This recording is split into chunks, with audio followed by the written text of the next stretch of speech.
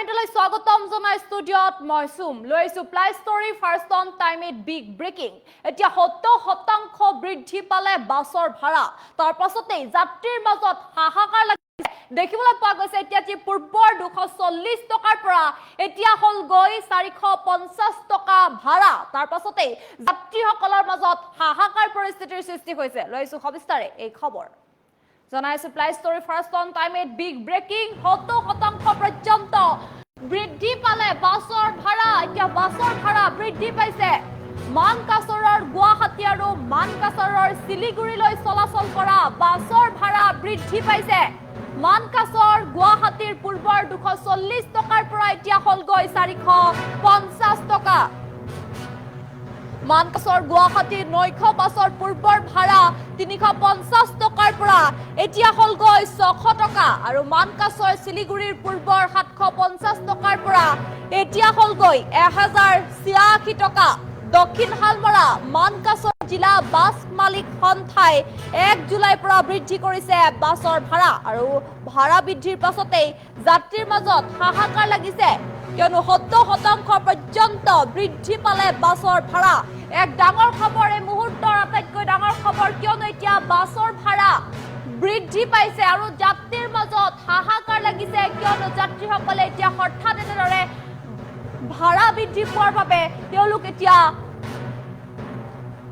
হতভম্ব হৈ পৰিছে কিয়নো এইদৰে হঠাৎ বাছ ভাড়া বৃদ্ধি পাইছে যি পূৰ্বৰ যি 240 টকা আছিলে সেই পূৰ্বৰ 240 টকাৰ পৰা এতিয়া 450 টকা হল গৈ মানকাছৰ গুৱাহাটীৰ পূৰ্বৰ যি 240 টকা ভাড়া আছিলে সেই 240 টকাৰ পৰা এতিয়া 450 টকা হল গৈ লগতে মানকাছৰ গুৱাহাটী নৈশ বাছৰ পূৰ্বৰ যি ভাড়া 350 টকাৰ পৰা এতিয়া হল গৈ 600 টকা ডাঙৰ খবৰ এই মুহূৰ্তত মানকাছৰ শিলিগুৰিলৈ চলাচল কৰা এতিয়া বাছৰ ভাড়া বৃদ্ধি পাইছে আৰু মানকাছৰ শিলিগুৰিৰ পূৰ্বৰ যি 750 টকাৰ পৰা যি ভাড়া আছিলে এতিয়া হল গৈ 1086 টকা দক্ষিণ হালমাৰা মানকাছৰ জিলা বাছ মালিক সন্থাই 1 জুলাইৰ পৰা বৃদ্ধি কৰিছে বাছৰ ভাড়া এতিয়া 1 জুলাইৰ পৰা বাছৰ ভাড়া বৃদ্ধি কৰিছে দক্ষিণ হালমাৰা আৰু মানকাছৰ জিলা বাছ মালিক সন্থাই তাৰ বাবে এতিয়া যাত্ৰীৰ মাজত হাহাকাৰ লাগিছে কিয়নো এইদৰে হঠাৎ বাছ ভাড়া বৃদ্ধি পোৱাত যাত্ৰীসকল এতিয়া হতভম্ব হৈ পৰিছে কিয়নো হঠাৎ এনেদৰে বাছ ভাড়া বৃদ্ধি পাইছে 240 টকাৰ পৰা গৈ 450 টকা বৃদ্ধি পাইছে অৰ্থাৎ এক কথাত ক'বলৈ গ'লে এতিয়া 70% পৰ্যন্ত বৃদ্ধি পাইছে বাছৰ ভাড়া এক ডাঙৰ খবৰ এই মুহূৰ্তত কিয়নো মানকাছৰৰ শিলিগুৰিলৈ চলাচল কৰা এতিয়া বাছৰ ভাড়া বৃদ্ধি পাইছে যাৰ বাবে এতিয়া মানকাছৰ গুৱাহাটীৰ পূৰ্বৰ যি 240 টকাৰ পৰা যি ভাড়া আছিলে এতিয়া হল গৈ 450 টকা আৰু মানকাছৰ গুৱাহাটী নৈশ বাছৰ পূৰ্বৰ ভাড়া 350 টকাৰ পৰা এতিয়া হল গৈ 600 টকা মানকাছৰ শিলিগুৰিৰ পূৰ্বৰ 750 টকাৰ পৰা এতিয়া হল গৈ 1086 টকা লগতে দক্ষিণ হালমৰা মানকাছৰ জিলা বাছ মালিক সন্থাই 1 জুলাইৰ পৰা বৃদ্ধি কৰিছে বাছৰ ভাড়া এতিয়া 1 জুলাইৰ পৰা বাছৰ ভাড়া বৃদ্ধি কৰিছে ভাড়া বৃদ্ধিৰ পাছতেই যাত্ৰীৰ মাজত হাহাকাৰ লাগিছে এতিয়া যি ভাড়া বৃদ্ধি কৰিছে সেই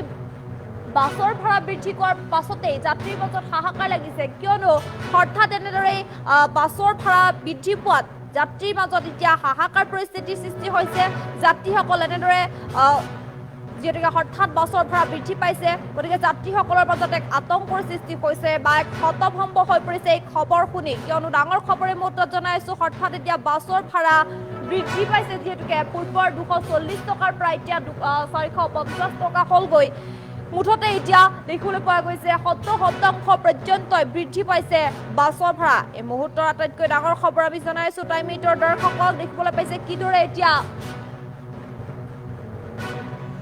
70% পৰ্যন্ত বৃদ্ধি পালে বাছৰ ভাড়া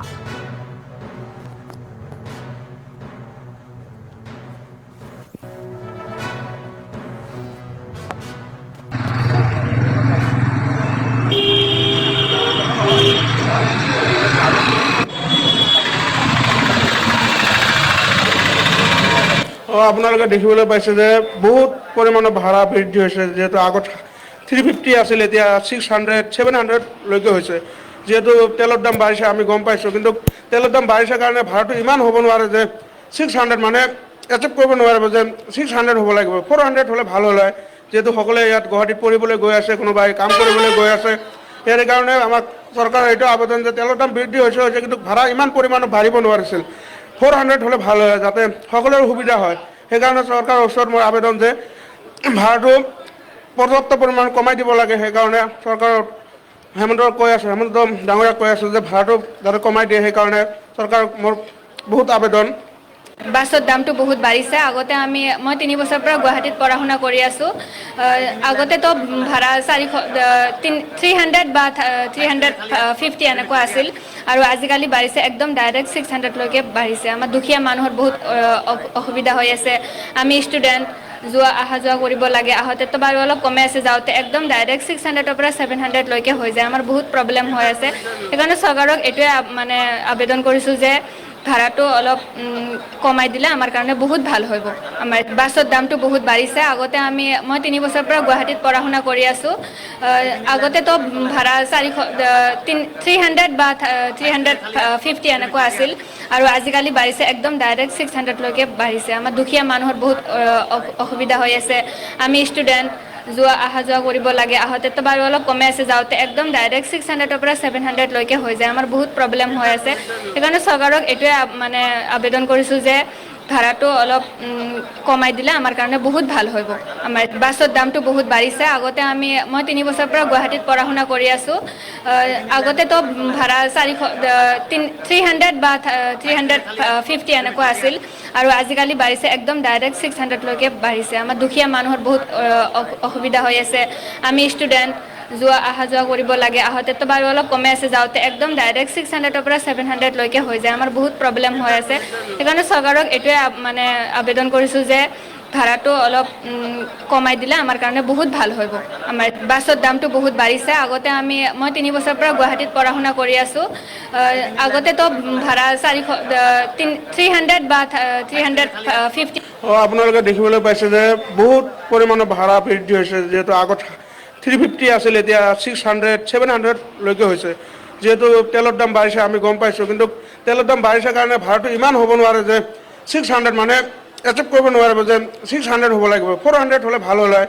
যিহেতু সকলোৱে ইয়াত গুৱাহাটীত পঢ়িবলৈ গৈ আছে, কোনোবাই কাম কৰিবলৈ গৈ আছে, ইয়াৰ কাৰণে আমাক চৰকাৰৰ এইটো আবেদন যে তেলৰ দাম বৃদ্ধি হৈছে কিন্তু ভাড়া ইমান পৰিমাণৰ বাঢ়িব নোৱাৰিছিল। 400 হ'লে ভাল হয় যাতে সকলোৰে সুবিধা হয়। সেইকাৰণে চৰকাৰৰ ওচৰত মোৰ আবেদন যে ভাড়াটো পৰ্যাপ্ত পৰিমাণ কমাই দিব লাগে। সেইকাৰণে চৰকাৰৰ হেমন্ত ডাঙৰীয়াক কৈ আছোঁ যে ভাড়াটো যাতে কমাই দিয়ে, সেইকাৰণে চৰকাৰক মোৰ বহুত আবেদন। আপোনালোকে দেখিবলৈ পাইছে যে বহুত পৰিমাণৰ ভাড়া বৃদ্ধি হৈছে। যিহেতু আগত 350 আছিল, এতিয়া 600, 700লৈকে হৈছে। যিহেতু তেলৰ দাম বাঢ়িছে আমি গম পাইছোঁ, কিন্তু তেলৰ দাম বাঢ়িছে কাৰণে ভাড়াটো ইমান হ'ব নোৱাৰে যে 600 মানে এচেপ্ট কৰিব নোৱাৰিব যে 600 হ'ব লাগিব, 400 হ'লে ভাল হ'ল হয়। যিহেতু সকলোৱে ইয়াত গুৱাহাটীত পঢ়িবলৈ গৈ আছে, কোনোবাই কাম কৰিবলৈ গৈ আছে, ইয়াৰ কাৰণে আমাক চৰকাৰৰ এইটো আবেদন যে তেলৰ দাম বৃদ্ধি হৈছে কিন্তু ভাড়া ইমান পৰিমাণৰ বাঢ়িব নোৱাৰিছিল। 400 হ'লে ভাল হয় যাতে সকলোৰে সুবিধা হয়। সেইকাৰণে চৰকাৰৰ ওচৰত মোৰ আবেদন যে ভাড়াটো পৰ্যাপ্ত পৰিমাণ কমাই দিব লাগে। সেইকাৰণে চৰকাৰৰ হেমন্ত ডাঙৰীয়াক কৈ আছোঁ যে ভাড়াটো যাতে কমাই দিয়ে, সেইকাৰণে চৰকাৰক মোৰ বহুত আবেদন। আপোনালোকে দেখিবলৈ পাইছে যে